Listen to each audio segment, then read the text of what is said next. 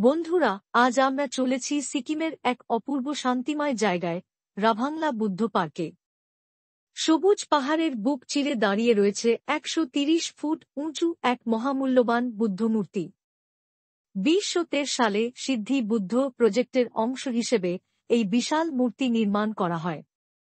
এখানে এলে পাহাড়ের মেঘ, ঠান্ডা হাওয়া আর পাখির ডাক মিলেমিশে এক স্বর্গীয় পরিবেশ তৈরি করে।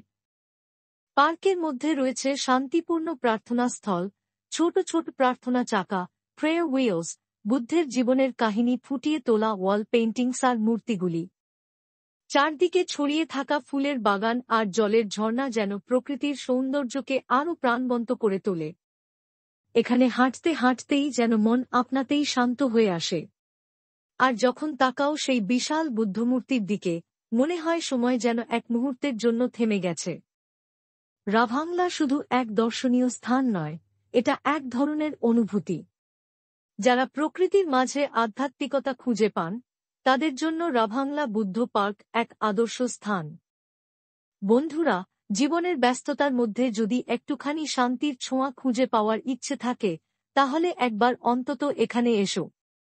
বিশ্বাস করো, এই সফর তোমার মন আর আত্মাকে সত্যিকারের শান্তি এনে দেবে।